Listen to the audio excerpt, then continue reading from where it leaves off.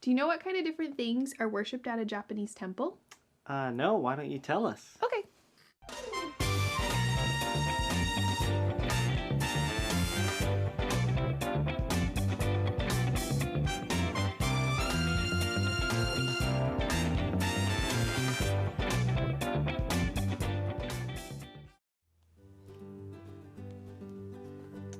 Hi, welcome to Around the World with Joshua and Alyssa and Jaden. And this is episode 105, and we are glad that you would join us again today. Alyssa has more to tell us about Japan. Yep, I do. Yeah. I got a temple. So let me tell you about a Japanese temple that I got to go to today.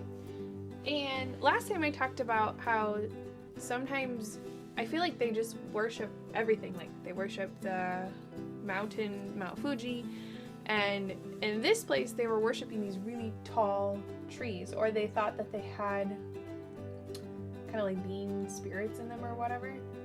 And they were cool looking trees, but I mean not worthy of worshiping them.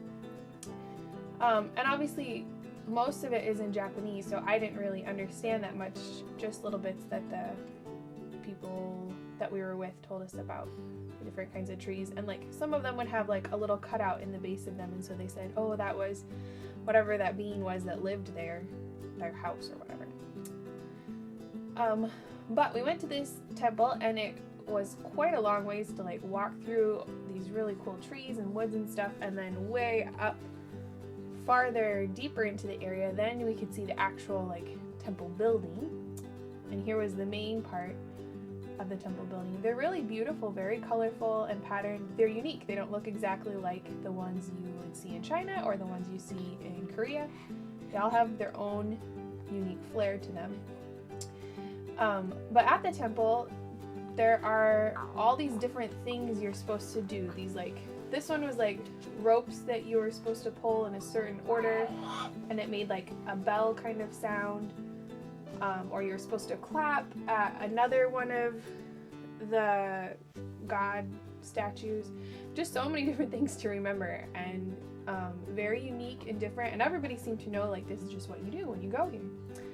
They also had this whole wall where you could buy this wooden card kind of thing and ask for things from the different deities that were represented here. And I can't read Japanese, so I don't know what they said, but we did find one that was written in English. So I'm guessing this is probably pretty similar to what a lot of the people were asking for, just for health and blessings and things for them or for their families. Oh, here's the backside of that tree, like I was talking about earlier, or one of the trees, where it can be kind of like, it looks like a house for something else, and it's just the way the tree grew, I guess, but they think that it's because something lives there. Interesting. And more little houses for these beings to live in, and obviously you don't walk past that big red thing, but that's where they are, and then you can leave your offerings for these different gods and go through lots of stairs.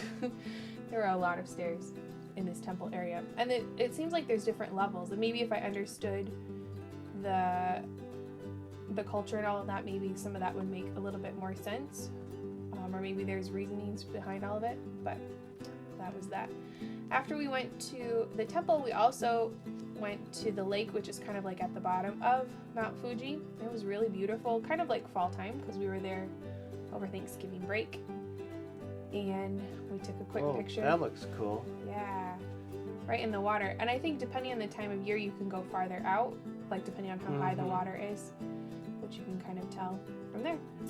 So that was my little bit of Japan that I got to see over Thanksgiving one year, and quite the experience, especially because I was there with a previous student, and they are not Christians.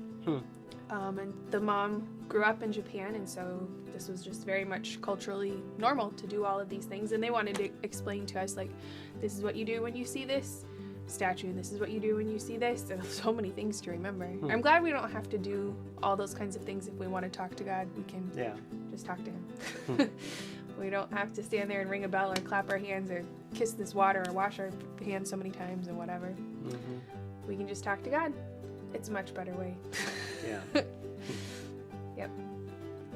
So, we have our little friend here, Mm-hmm. and now he's all calm. Yeah. He just likes going around the world. Well, yeah, he hasn't really got too much, but hopefully we'll get to do some traveling with him. Mm-hmm. We also want to review with you the different missionaries and ministries that we've talked about over the last few weeks. You don't have any story to tell us first?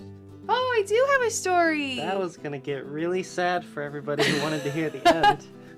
I forgot about my story. Whoopsie. Okay, well, you can go have a snack and Okay. maybe Jada will have a good nap and I'll tell a story. I almost forgot. I mean, I did forget. Okay. So last time in our story, Nard got to travel in something really cool and amazing, and that was an airplane. He was really scared about riding in the airplane, though, just so you know. So he got in the airplane, and it took off into the sky, and he held on for dear life. He was so scared of riding in this airplane, but finally it landed in Mindanao, and he was so glad to get back on the ground again. But he was really fascinated with how an airplane works and how it can fly and the different things that are part of it. And so as he went to school, high school, he began to learn more about airplanes, and he began to work on them and help take care of them and clean them. And it kind of was like his job, and he learned to do lots of fixing and stuff. And one day, the missionary pilot said, you know, Nard, would you ever think about wanting to become a pilot? And Nard was like, yeah, I don't think I'd be very good at flying. I don't think that's probably a good thing for me. But then he remembered that he had asked God to use him however God wanted to use him, and he didn't know exactly what that was going to look like, but maybe. Did God want him to be a pilot? So he prayed about it, and he decided to start learning how to be a pilot. So he took lessons on how to fly an airplane, and he actually got really good at it. And he began to study so he could learn all the different things he needed to know about flying an airplane. And he really, really enjoyed it. And he realized this could be really helpful for the people of his village. The people in his village only had one book of the Bible in their language so far. That was the book of Mark. And he thought, maybe when the Bible is translated, I can bring it to my people. So for many years, he kept learning and practicing, and finally he was a pilot. And the day came where he could go to his village. So he loaded up some things in the back of his airplane, and he began flying back to his village. And as he got closer, he was circling above, and he saw the little hut where he had been born and where he grew up. And he smiled, and he thought, wow, God is so good. God took a little boy who failed at first grade and didn't want to go to school, and God is using him to do something and bring something really amazing to the people of this village. So he landed his plane, and some people from the village came out to meet him, and he started unloading boxes off the plane, and one girl picked up the box to put it on her head to carry it into the village, and he recognized her, and he says, Manang, Manang, which is, in his language, older sister, and she turned around, and she said, Ading, is that you? Brother, is that you? He said, it is. I went to high school, and now I can fly an airplane, and I brought something back in these boxes for you. And she's still holding it on her head. And he said, inside the box is the whole New Testament translated into our language. And his sister was so excited. She said, I can read the whole New Testament just in our language. And Nard got tears in his eyes. He just couldn't believe it. God had used him in a really special way. And he was so thankful for the opportunity to be used like that. Now, as he got ready to leave, he began to think, you know, what if Richard had never come? What if Richard had never come and he hadn't taken the time to learn their language? Then Nard would have never known the good news of the gospel. He wouldn't have gotten to go to high school. He wouldn't have learned to fly an airplane. He wouldn't have been able to bring back the Bible for his people. And Nard took some time to thank God. Thank you for sending a missionary who loved my people that much to be able to come to learn the language and to work really hard at translating the Bible into my language. And you know what? This is a good job for lots of missionaries. And both Richard and Nard were missionaries because they got to bring the good news of the gospel to people who haven't heard it before. and even to some people who had heard it, Nard got to bring the whole New Testament to his family and to the other people who lived in his village. So Richard had the job of a Bible translator, and there are lots of languages still in the world that don't have the Bible all the way in their language. So it's still a job that we need lots of people to do today, to go to another place, to learn the language of the people, to write down all the words, and work on translating the Bible. So maybe that would be something that you would like to do when you get older. Maybe you really like telling people the good news about the gospel, but you'd really like to learn another language and help translate the Bible. There's still languages that need to be translated, and you can pray about it. And you know what? Even if you don't think it's you that needs to go, you can pray and ask that God would have more people be ready to translate the Bible for others to learn the good news. And you know what? Just like Nard wanted to be used by God, you can be used by God. Maybe not to fly an airplane, maybe to fly an airplane, but you can ask even just as a kid, God, I want you to use me however you want, and then just watch and see what God will do. So that is our missionary story about a special job for an ordinary boy in the Philippines. Little Filipino boy. Yeah. Just like Jaden. Yep. He wanted to go take a nap. I let him. That was nice of you. Okay, well now we can talk about the people that we have reviewed the last few weeks. Yep. So why don't you tell us about this first one? So this was Jim and Becky Carlton, and they are serving on the mission field in Peru. And when we talked about them, we were talking about a lot of their ministry is with Bibles International now, because they're kind of transitioning from like a ministry right in Peru to working with some different people.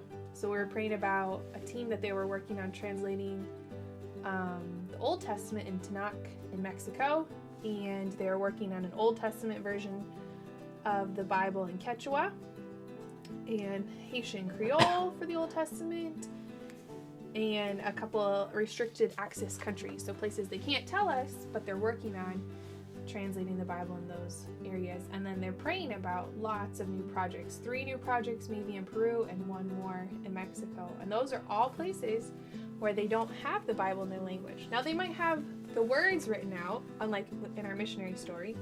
They might have words written down and everything, but they don't have the Bible in their language.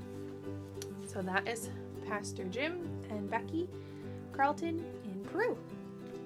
Next we have Luke and Bethany Snell, who are in Germany with their 2 sons.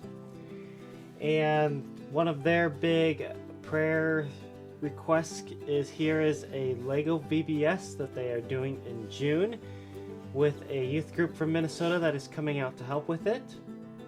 And so they have that, and also they need a bigger building for their church, which is a good thing. And so they have been searching for several months, and nothing has opened up yet. And so pray that they would be able to find something for their group. And also praise the Lord that they have a good core group. A group of people who love to serve and are growing and excited about discipleship. And so those are some things you can pray for the Snells. Then we told you about our church, Lighthouse Baptist Church, and how we are preparing to go to Arizona this summer to help out at Grace Baptist Church of Scottsdale. And we're going to help kind of just let the community know that the church is there, maybe do some little projects to encourage the church people and just random acts of kindness and some little and some evangelism. So we were asking for prayer as our team is raising the funds to get ready to go, and then that we would be able to be helpful and a blessing to the church out there. And at the same time that we would help raise awareness for missions in our own church and an excitement for ministry and evangelism and discipleship in our own community. Yep. And finally, last week we looked at Ukraine with the war that's going on there, but specifically for the Ukrainian Christians who are over there, that they would have the encouragement they need, that they would have the courage, even with everything going on, to keep sharing the gospel, to find those people who are searching for answers and who are thinking about life and death matters right now. just pray that this would be a time in their history where many, many, many people come to a saving knowledge of Jesus Christ because of what is going on there. So thanks so much for watching. You should come back next time to hear a new story and learn about some more people around the world. Yep, we'll figure that out when we get there. Thanks again. Bye.